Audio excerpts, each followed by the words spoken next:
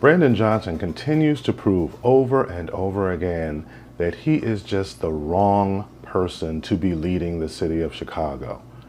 At a recent press conference, a reporter just asked him a simple question about having the National Guard fortifying CPD in the city to help with the violence. And Brandon Johnson completely loses it. Take a look at this. Good afternoon. Good afternoon. So following up on your alleged pants on fire moment on WBEZ today with my colleague Prosperity and the ongoing split sentiment as far as sending in troops to federalized military rather, to Chicago.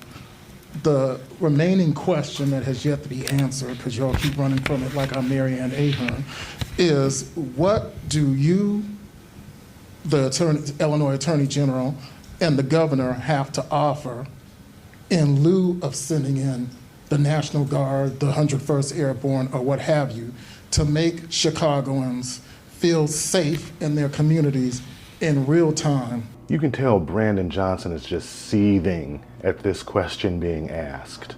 He is just, you can tell the scowl on his face and how he's wiping his face. He is just he is seething right now. He is borderline truculent.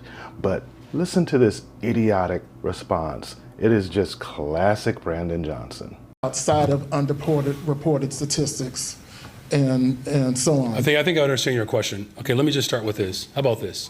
In 1974, there were 970 murders. Okay, 1995, there were 828 murders. 2016, 778 murders. 2021, 805 murders. This has been a problem in this city for a very long time. Now, my deputy mayor, Gatewood, this is the topic and the work every single day to drive violence down in the city of Chicago. Well, you're not doing a really good job. And you notice how every time someone asks him a question, he loves to give this history lesson, going back through the years. No one cares about that. You knew those numbers when you took over as mayor, and people are just demanding that you do your job. But you're not going to convince me that the people of Chicago only deserve law enforcement. I get so sick and tired of people believing that the only thing that black and brown and poor people get to get in this city are badges. He always plays the race card. Can this man have a conversation about what's going on in the city of Chicago without bringing up race? But notice when he says, I'm so sick and tired of people thinking the only thing that black and brown people deserve are badges. You are inadvertently admitting that the violence is happening in black and brown neighborhoods by saying that. He's so stupid, he doesn't even realize what he's saying. People want jobs. It's why we've increased the ability for young people to have jobs in this city. People want health care and behavioral and mental health care. That's what they asked me. That's why we've expanded it. People want to be able to afford to live in this city. That's why I'm building more affordable units. People want justice if they do get wrapped up into this spiral of despair in this city.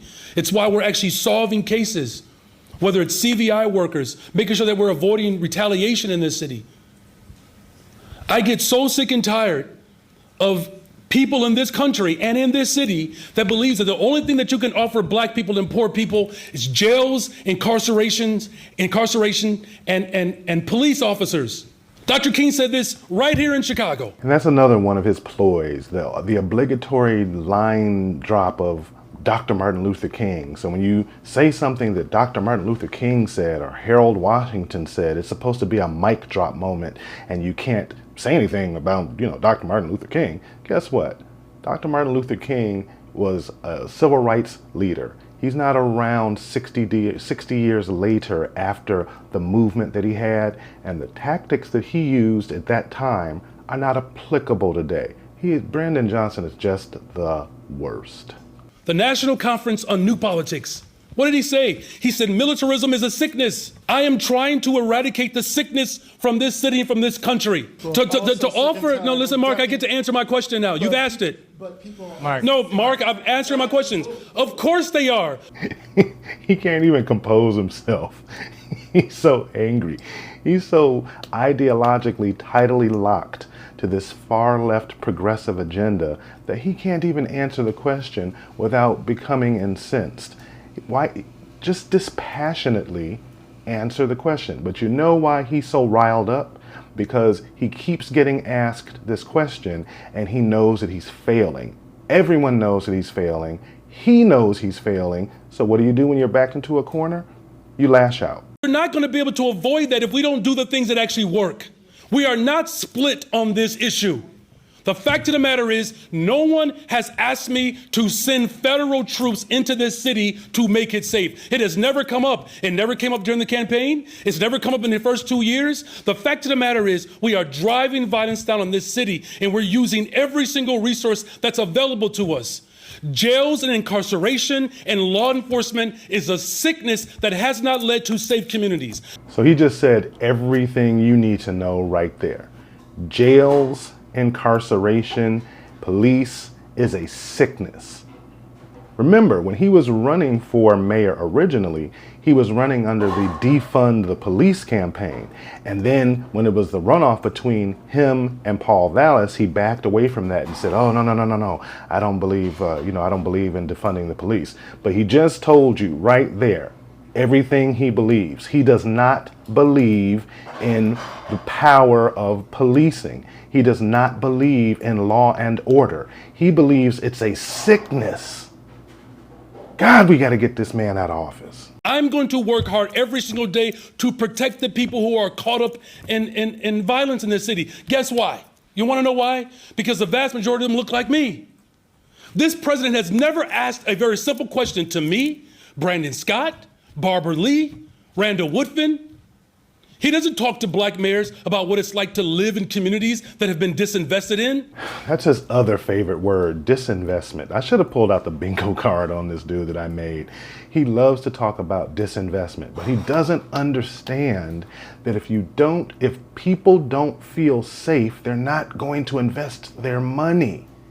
Disinvestment implies that there was investment in an area at once upon a time, then something occurred and people pulled out their resources. No one's going into the most violent parts of the west and the south sides of Chicago and taking their hard-earned capital and investing it into those areas with the hope that they'll get police protection when they need it, with the hope that the local residents won't rob their stores, with the hope that the mayor will have their back. That's not how it works. Every other speech this mayor has, he drops the word disinvestment. I don't even think he understands what it means. But without law and order, you're going to continue to see disinvestment. So no, we're not going to succumb to the sickness and the evil that Dr. King warned us about a generation ago. It didn't work in 74? When 970 people were being killed. He's such an idiot. You could just tell this is just rehearsed. You could just tell this is just stuff he just knows he's going to say over and over and over again. He had to look down on his notes. He's just such a loser. It didn't work in the 90s. When no one said a mumbling word about how many people were losing their lives because of violence in this city. And now we're actually doing the work that's working. Now all of a sudden everybody has these ideas. This is a group project, but we're not going to allow the President of the United States of America or any of his ilk look at the work that we're doing across this country, and then now we're experiencing some level of reprieve, and now he wants to put his name on our paper. No. Not going to tolerate it. It's a sickness, and we're going to eradicate it. You heard him right there. It's a sickness, and we are going to eradicate it. I just read in the last 24 hours that the city of Chicago is asking the Chicago Police Department to decrease and find efficiencies in their budget of $98 million.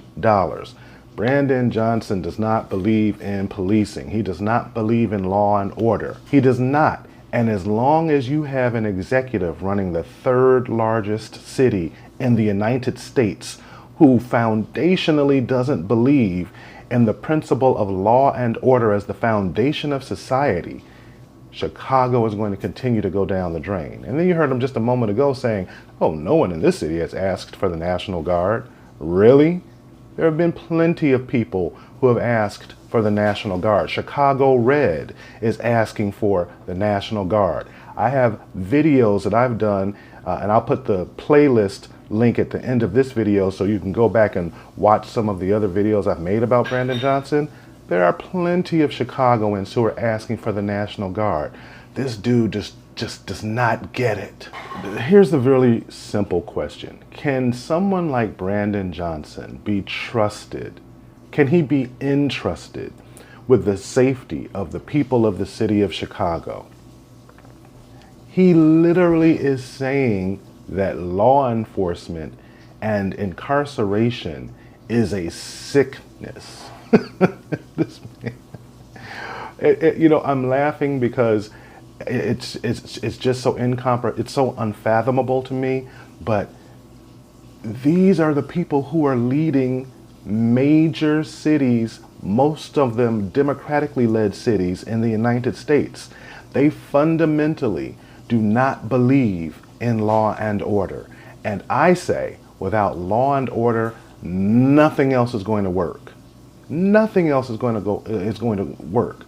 If there, you know, everything that we have in our lives is about law and order, and the presumption is that you're going to obey the rules even if no one is looking. That's why we have stop signs. That's why we have speed signs. That's why we have stoplights. That's why we have one-way signs. Yes, there's going to be a percentage of people who always blow the stop sign or blow the light or drive faster than they should, but the vast majority of people, they actively obey even when no one is looking over their shoulder.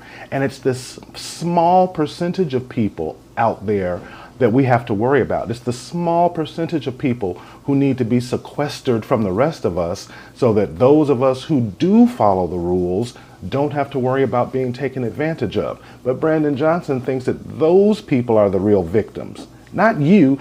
He doesn't think you're a victim when you get carjacked.